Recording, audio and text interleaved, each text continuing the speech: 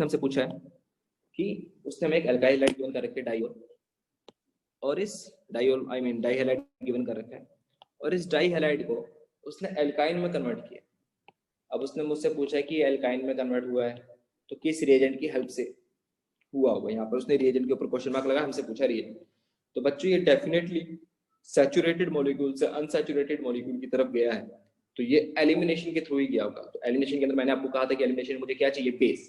तो हमने अभी कुछ थोड़ी देर पहले कुछ कंसेप्ट डिस्कस किए थे, तो हमें यहाँ पर एलिमिनेशन के थ्रू गया, ये हमें कंफर्म हो गया। और जब ये एलिमिनेशन के थ्रू गया होगा तो हमें डेफिनेटली क्या रिक्वायरमेंट हुई होंगी, बेस की।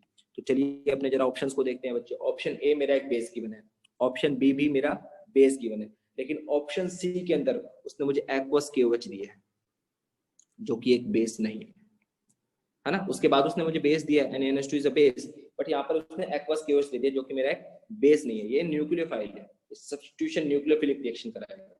तो मेरा एक ऑप्शन तो वैसे ही नेगलेक्ट हो गया बच्चों। और ऑप्शन डी, चलिए हम चेक करते हैं ऑप्शन डी बनेगा या नहीं बनेगा। पहले ए और बी दोनों के केस में उसने मुझे अल्कोहलिक KOH मुझे इनिशियल कंडीशन में दे ही रखा है। जरा मैं अल्कोहलिक KOH को देखता हूँ बच्चों अपने। तो alcoholic KOH is base, strong base की कैटेगरी में हम इसको लेते हैं। और जो मेरे पास मॉलिक्यूल है बच्चों, that molecule is something like this. Something क्या, मॉलिक्यूल ही यही है ना बच्चों। तो अब जरा कलर्स का इस्तेमाल करते हुए जरा हम अपने अल्कोहलिक KOH को लिखते हैं और एक एलिमिनेशन रिएक्शन को कराते हैं। तो यहाँ पर आप कोई सी प्रोटोन को कर दीजिए, बिकॉज बोथ आर सिमेट्रिकल है ना। तो हमें ये समझने की जरूरत ही नहीं है कि हमें कोई पर्टिकुलर प्रोटोन को लेना है, क्योंकि दोनों ही सिमेट्रिकल है ना, दोनों तरफ मॉलिक्यूल में सिमेट्रिसिटी है। तो जो बच्चों मेरा फाइनल प्रोडक्ट बनता है, अगर आप ध्यान से देखेंगे तो मेरा फाइनल प्रोडक्ट कुछ इस प्रकार का बनेगा। ठीक है बच्चों। अब आपके पास देखते हैं, तो उसने एल्काइन एल्काइन गिवन कर रखा है, मतलब ये वाला Br भी रिमूव हुआ है और ये वाला Br रिमूव हुआ है, तो मुझे डेफिनेटली इस प्रोटोन को रिमूव कराना होगा।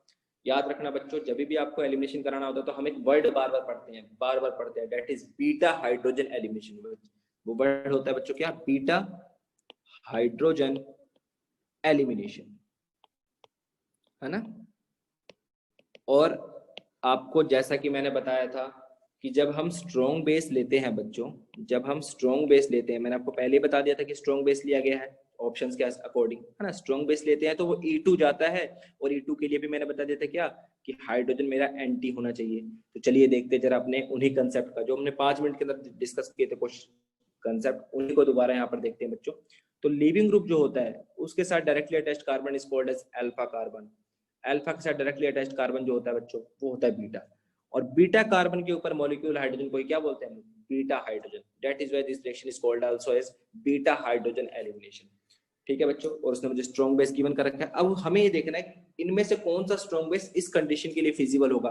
तो बच्चों अल्कोहलिक KOH जो है वो एक स्ट्रॉन्ग बेस की कैटेगरी में आता है डेफिनेटली, बट वो sp2 हाइब्रिडाइज्ड कार्बन के प्रोटॉन को नहीं निकाल पाता।